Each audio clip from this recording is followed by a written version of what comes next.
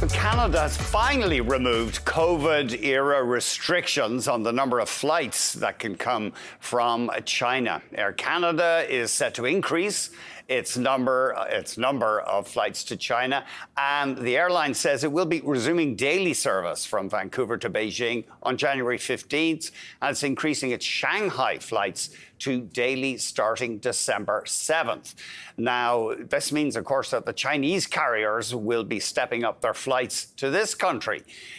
We're joined now by McGill University Associate Professor and Aviation Industry Watcher Carl Moore. Thank you very much for giving us the time, joining us at short notice.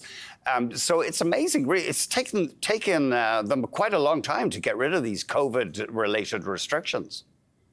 Well, it's because other things that were between China and Canada, as you know, the history of the two Stevens, things like that, where there's been various issues that have been irritants to China and to Canada. And so it's been a while, but they finally have got along with this, which is great for Air Canada. I think great for Canadians as well, because it's a very important trading country, important partner of ours, Andrew.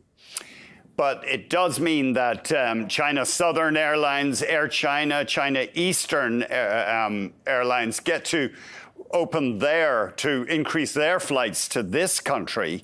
So what does that? That means competition for Air Canada, presumably.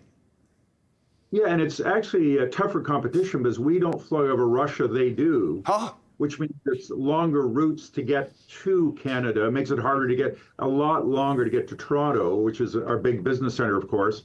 So they have an unfair advantage in that sense. But again, you know, we're against the war against Ukraine, so which makes sense as a country. But I think Air Canada will be a considerable winner from this because there's so many people who want to go back home to China or go visit China as business people or as tourists. So I think it's something where Air Canada is delighted by the opportunity and will accept the fact that there's the competition is an irritant, but they can work around. It's really interesting. I mean, we hear a lot about Chinese excess capacity flooding the world. Countries are putting up tariff barriers to keep out their cheap and reportedly excellent electric vehicles, the same in steel, aluminum, and apparently overcapacity at these Chinese airlines means that they've been flooding major markets in Europe and Southeast Asia with extra aircraft, extra services. Well, that'd be a benefit of Canadians who want to travel, and competition. Maybe business doesn't like it, but consumers, we do like competition because we have choice, and it tends to drive prices down as well. So that's good from a Canadian viewpoint.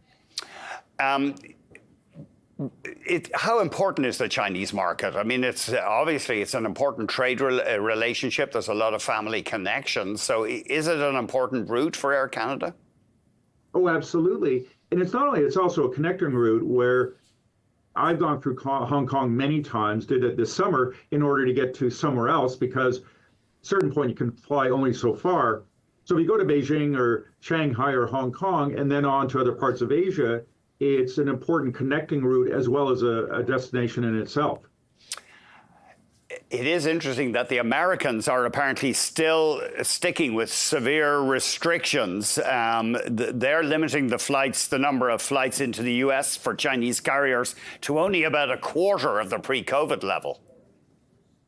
Well, something where, I mean, the U.S.-China, it's more of a fraught relationship. We're less important in the world. The U.S. and China are the number 1 and 2 countries in the world, and they have a bunch of sticking points. Now, with the election next week, it may be a change if it's a Trump administration, maybe a change if it's a Democratic administration as well, because there'll be a new president. With Trump, I think it'll be a considerable change, and we'll see which way it goes.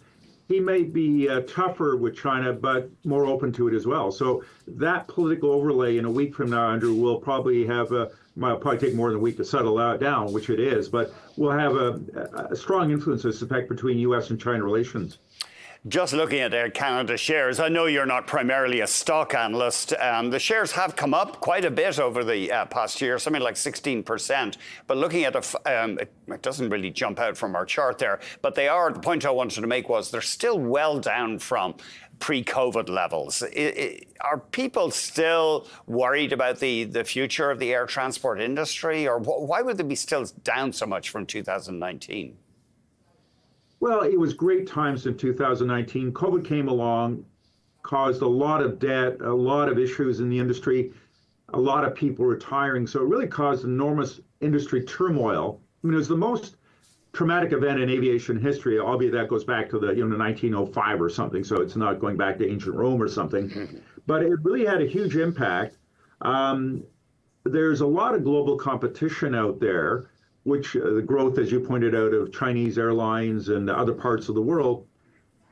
There's aviation fuel costs. There's a shortage of planes because of Boeing having various problems, and they had a strike recently, but in Airbus, there's not much competition, and it's really two competitors, and they both have a supply issue. So it puts a constraint on the airline industry and its ability to grow and to get new technology like the A220, the old C series, which is a great plane, but there's only so many available, and it's of a size that you can't use on all routes. So it's a constrained industry right now, and so there's a bunch of headwinds that are causing more issues for the whole industry. Yeah, it is interesting, this the whole inability to get planes on time because of delivery delays. Okay, a fascinating theme. Carl, thank you very much indeed for joining us. Always a pleasure, Andrew. Carl Moore of McGill.